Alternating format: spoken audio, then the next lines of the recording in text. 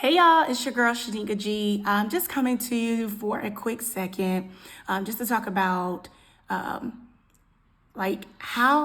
fast things can change, how much evolution and growth can happen as quick as a year, and for some, even quicker than that, right? I think about the previous year that I entered into where I was so like I knew I was a Jesus girl, and I knew that I believed that God could do anything, but I had not fully unlocked the potential that He had already given me when I opened myself up to be totally free in Him. And I am just so thankful for mentoring programs, coaching programs, things that grew me, right?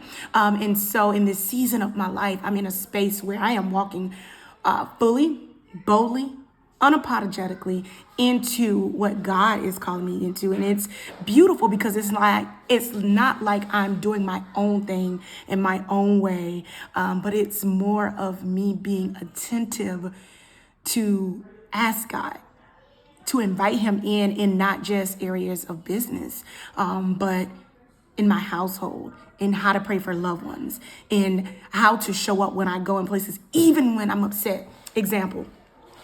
So I wanted to do some opportunities as it related to subbing opportunities in my school district. And I had to get my TB test, and I got that done on Monday, right?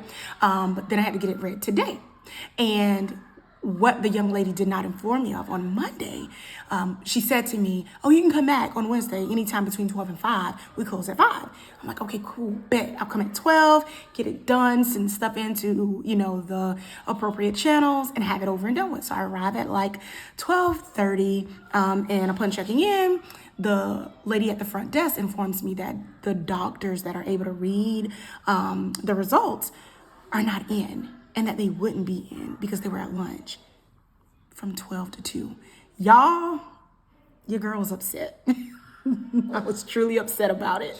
I'm just thinking of the inconvenience of this happening. Like 12 to 2, like what am I supposed to do? It's 12:30. I gotta wait till after 2 o'clock to be able to do this. And so I sat with it for a minute, sat in the car, called my husband because I was frustrated, and told him all these things that the Shanika would do. I'm gonna do a survey, and I'm gonna say this, and I'm gonna say that.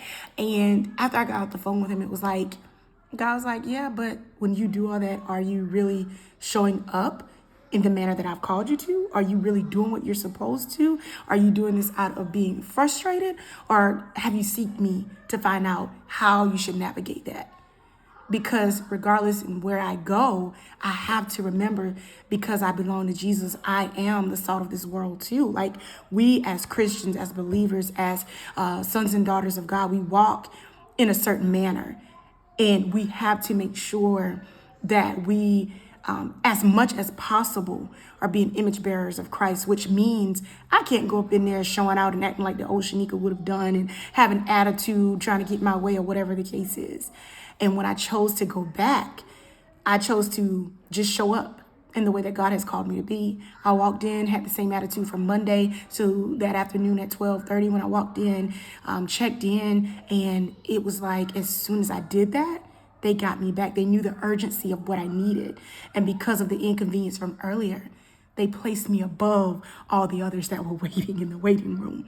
So because of the posture stance that I took, because of the way that I remembered to hear from God and not go in my own strength and try to do things my own way, it worked out beautifully. I was able to get food back earlier from my babies and hubby. I was able to take care of other things at home before I had to go back out. So me realizing that it necessarily wasn't an inconvenience, it was just God showing me that there is another way to respond. And so that is just a part of me just learning how I'm evolving and enjoying this process. Stay tuned.